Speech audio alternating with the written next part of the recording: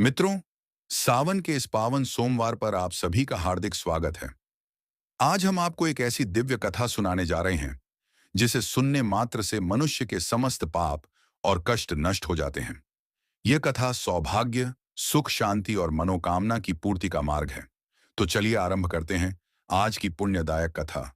किंतु सच्ची श्रद्धा के साथ कमेंट में अवश्य लिखें, हर हर महादेव। एक बार की बात है, देवर्षि नारद भगवान शिव के दर्शन हेतु कैलाश पर्वत पहुंचे।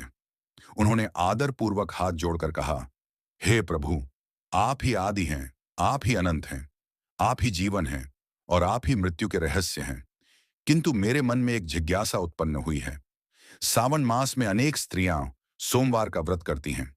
मैं जानना चाहता हूं कि इस व्रत की ऐसी कौन सी पवित्र कथा है जिसे सुनने मात्र से स्त्रियों को कभी विधवा होने का भय न रहे और मनुष्य की सभी मनोकामनाएं पूर्ण हो जाएं।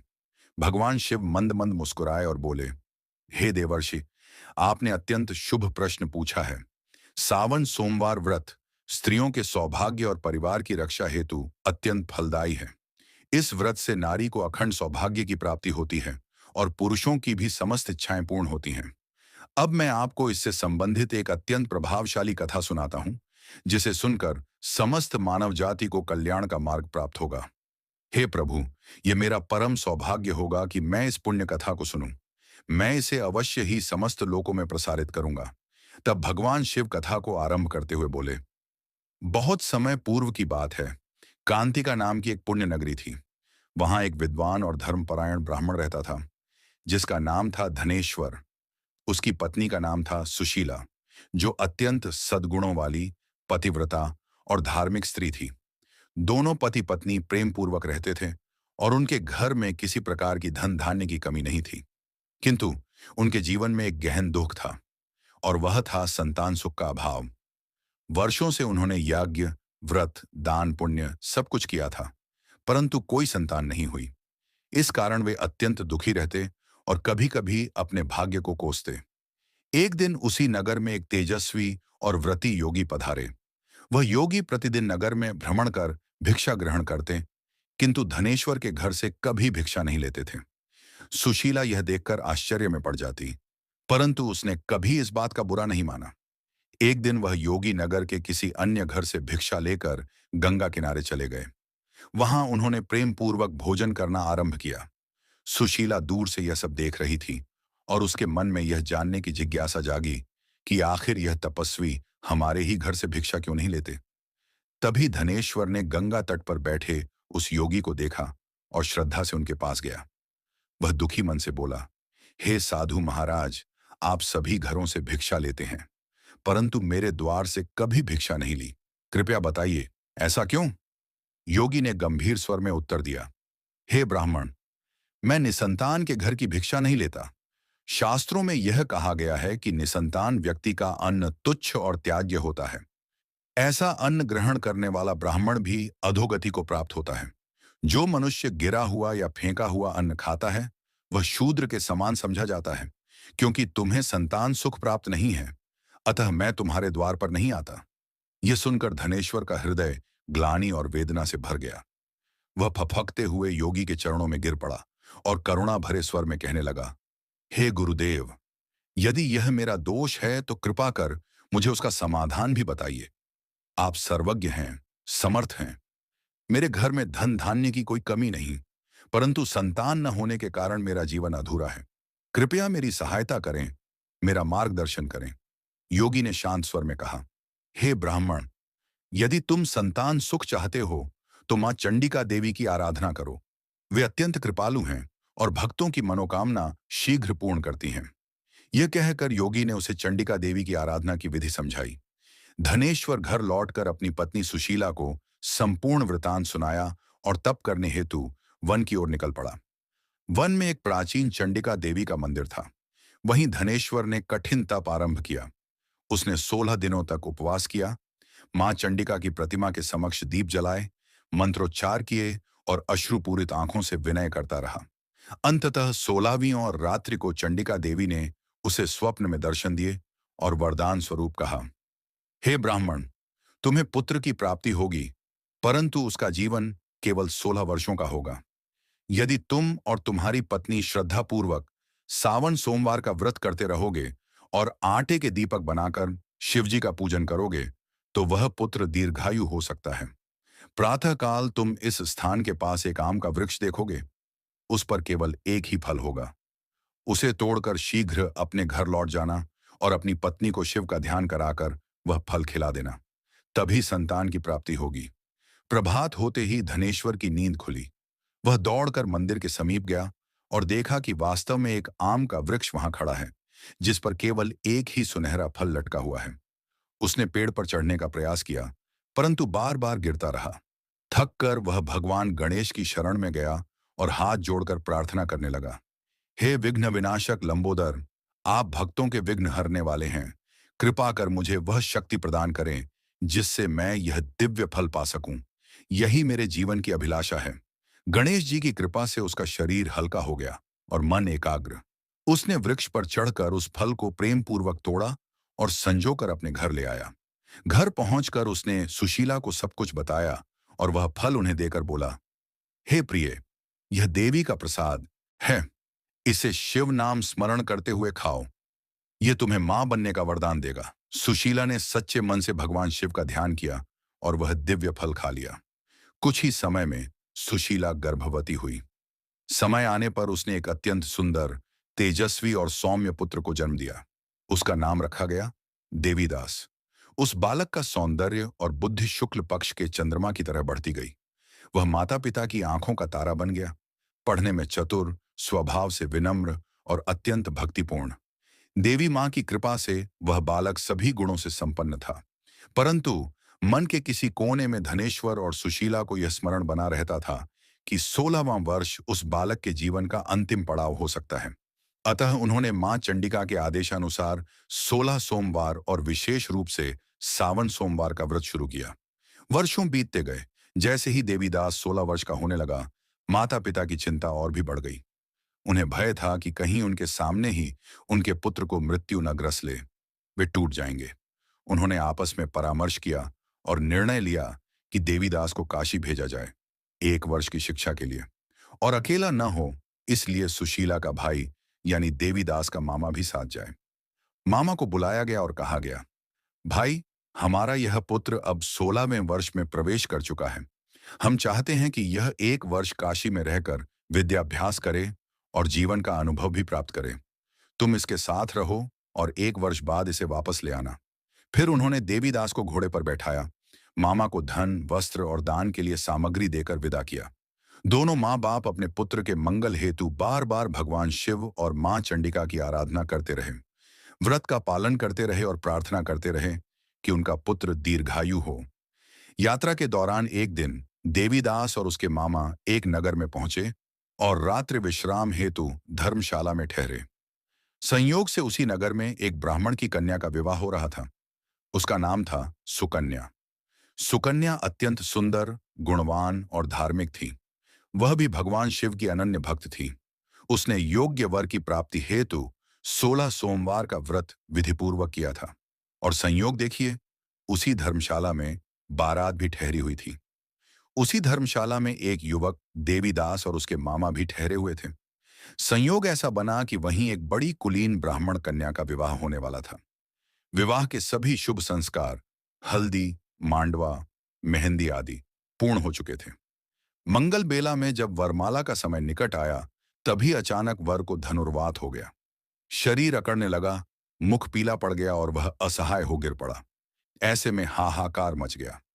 वर को उस अवस्था में देखकर कन्या पक्ष चिंता में पड़ गया और वर पक्ष भी व्याकुल हो उठा।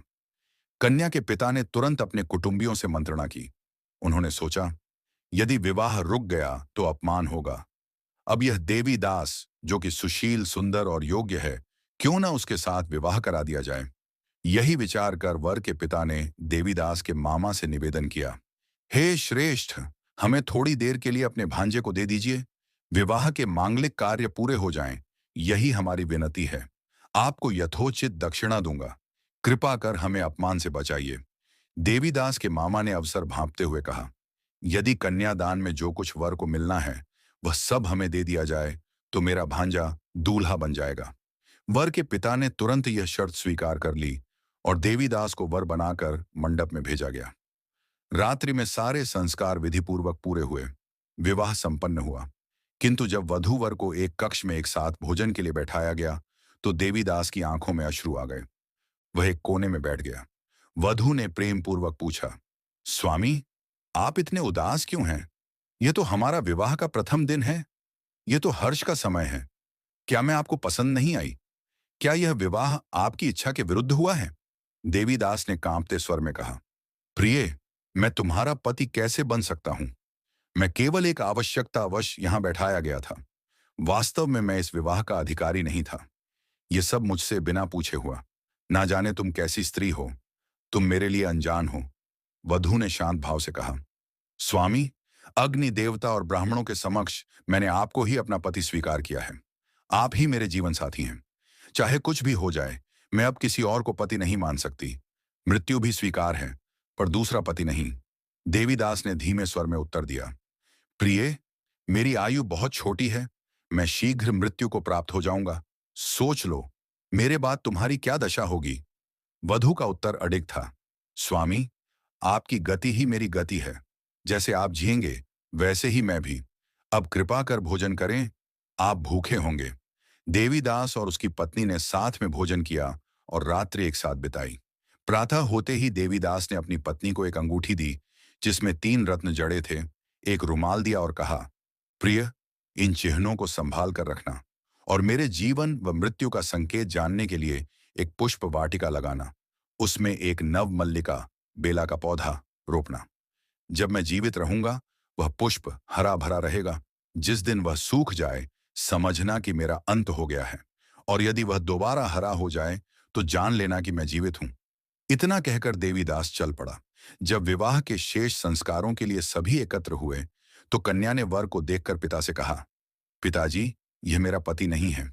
मेरा पाणी ग्रहण इससे नहीं हुआ था।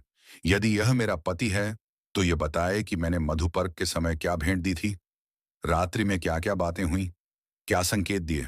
जब वर से पूछा गया तो वह घबरा गया। लज्जित होकर वह एक शब्द भी नहीं कह पाया। सारी बारात अपमानित होकर लौट गई।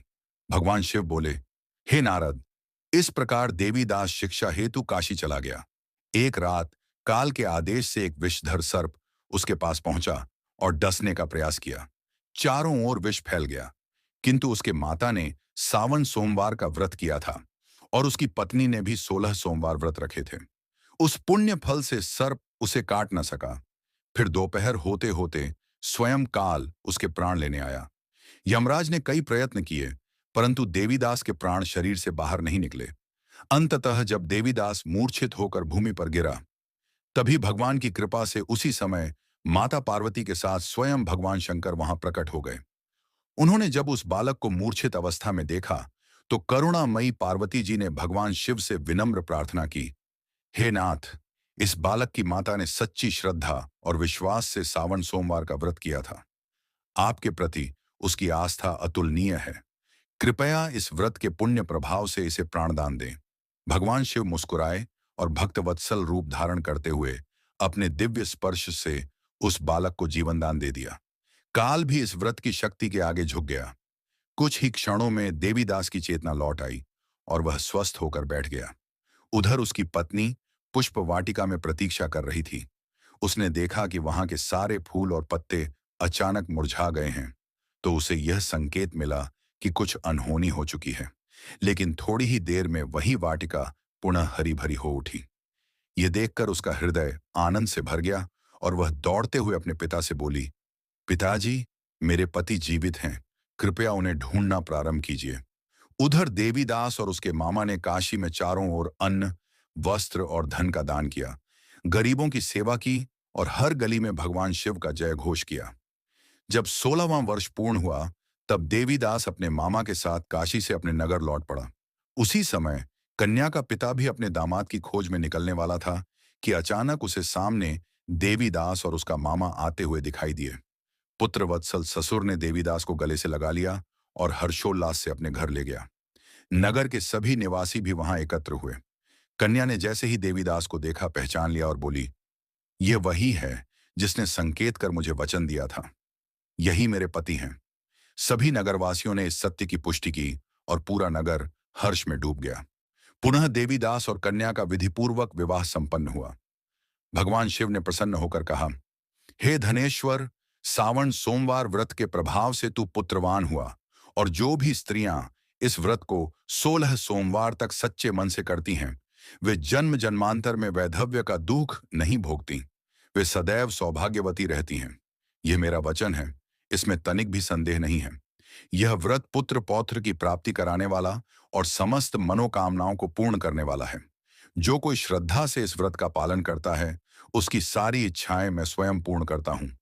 फिर भगवान शिव ने आगे नारद जी से कहा, हे नारद, यदि इस पावन दिन किसी श्रद्धालु द्वारा गाय को रोटी या कोई चीज खिलाई जाए, तो उसके सारे पाप नष्ट हो जाते हैं। गौ माता में 33 कोटि देवताओं का वास है, इसलिए पहली रोटी गौ माता को अर्पित करने से समस्त देवी देवता प्रसन्न होते हैं। गाय को रोटी खिलाने के लाभ इस प्रकार हैं। गाय को गुड़ के साथ रोटी देने से ग्रह दोष शांत होते हैं। हल्दी लगी रोटी देने से घर में सकारात्मक ऊर्जा का प्रवाह होता है। यह पापों का नाश करती है और मृत्यु के बाद गोलोक की प्राप्ति कराती है। शनि दोष हो तो शनिवार को रोटी खिलाएं, सूर्य दोष हो तो रविवार को। हर दिन के अनुसार गाय को विभिन्न प्रकार की चीजें देने से विविध फल प्राप्त होते हैं। गाय को सदा ताजी रोटी ही खिलानी चाहिए। बासी रोटी देना पुण्य की जगह पाप का कारण बन सकता है। जो व्यक्ति सच्ची श्रद्धा से इस व्रत को करता है, वह जीवन की सभी समस्याओं से मुक्त होकर सफलता और सुख का जीवन जीता है। तो मित्रों, इस प्रकार भगवान शिव ने माता पार्वती और देवर्षि नारद को सावन सोमवार व्रत के पुण्य, प्रभाव और उसकी विधियों के बारे में बताया। यह व्रत न केवल सांसारिक सुख देता है, बल्कि आत्मिक उन्नति और शिव कृपा का द्वार भी खोलता है। तो आशा करते हैं कि यह कथा आपको अवश्य ही भाव विभोर कर गई होगी। अगर आप भी सच्चे मन से भोलेनाथ की कृपा पाना चाहते हैं, तो इस सावन में यह व्रत श्रद्धा और विश्वास से अवश्य करें। वीडियो को लाइक करें, कमेंट में जरूर लिखें। हर हर महादेव। आप सभी का धन्यवाद।